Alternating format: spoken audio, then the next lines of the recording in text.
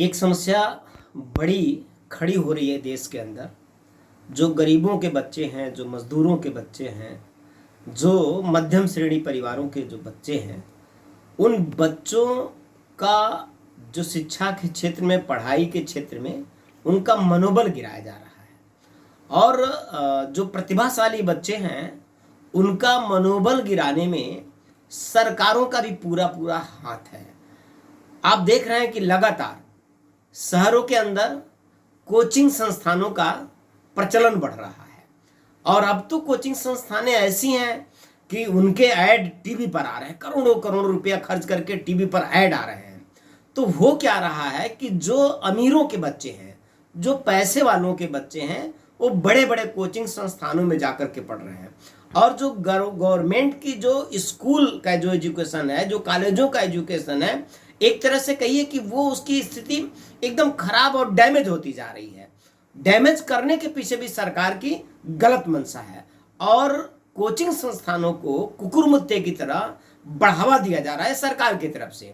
हो क्या रहा है कि जो गरीबों के बच्चे हैं वो तो महंगे कोचिंग में जा नहीं पा रहे हैं। ये जो अमीरों के बच्चे हैं, जो नालायक बच्चे हैं, एक तरह से कहें प्रतिभाशाली बच्चे तो गांव में, गरीबों के घर में, मजदूरों के घर में पैदा होते हैं, जो मेहनत से पढ़ाई कर सकते हैं, लेकिन और वो स्कूल में जाते हैं। लेकिन ये जो अमीरों के बच्चे हैं स्कूल में कम जाते हैं और कोचिंग में ज़्यादा जाते हैं। कोई आकाश कोचिंग के नाम से, कोई एलन कोचिंग के नाम से, कोई विद्यापीठ कोचिंग के नाम से कई ऐसे महंगे कोचिंग जो चलाए जा रहे हैं देश के अंदर और लगातार बढ़ाए भी जा रहे हैं।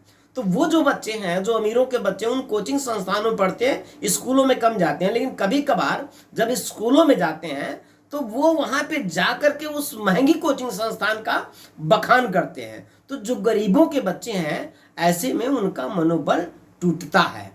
वो उनके अंदर एक हीन भावना पैदा हो रही है। जो अमीरों के बच्चों के द्वारा वो स्कूल में जाकर के जो महीने में 2 दिन 3 दिन जाते हैं और बाकी टाइम कोचिंग में जाते हैं, एसी कमरों में बैठ करके कोचिंग में बैठ करके पढ़ते हैं, तो वो बच्चे जो स्कूल में जाते हैं तो महंगे कोचिंग का बखान करते हैं। और अमीर लोग भी जगह जगह बैठते हैं तो अपने बच्चों के ऊपर पढ़ाई में जो पैसा ज़्यादा खर्च कर रहे हैं तो वो अपनी उस बड़कपन को एक मजबूरी का एक लिवादा दे के भी बतियाते हैं, भाई क्या करें, मेरा बहुत पैसा खर्च हो रहा है, मेरा बच्चा आकाश कोचिंग में पढ़ता है, मेरा बच्चा एलन में पढ़ता है, मेरा बच्चा यहाँ पढ़ता है। तो ये जो इस तरह के जो लोग हैं, ये वास्तव में जो गांव में जो गरीब मजदूर, जो कमजोरों के बच्चे हैं, जो प्रतिभाशाली बच्चे हैं, जो क्षमतावान बच्चे हैं, उनका मनोबल गिरा रहे हैं। सरकार से हमारी ये मांग है कि कोचिंग संस्थानों पर पूरा बैन लगना चाहिए।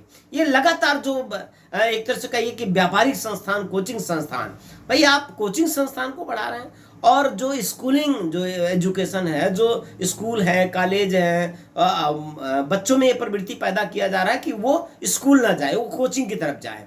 और नहीं तो और लगातार वो शहरों के अंदर लाइब्रेरियां खोल करके एक फैशन में लेकर के उन बच्चों को बर्बाद किया जा रहा है। जो बच्चे घर में तो पढ़ते नहीं, लाइब्रेरी के नाम पे घर से आ जा रहे हैं, पैसा अनावश्यक रूप से घर परिवार का भी बर्बाद हो रहा है और बच्चों को वहाँ कोई गाइड करने वाला नहीं रहता है। लाइब्रेरी मोहल्ले मोहल्ले में खुल गए और पता वो कक्षा 10 फेल वहाँ लड़का एक चौकीदार बन के बैठा और बच्चे जाते हैं वहाँ पढ़ते हैं। पढ़ते क्या, मोबाइल में दिन भर बिजी रहते हैं क्योंकि गार्जियनशिप वहाँ कोई नहीं रहती है।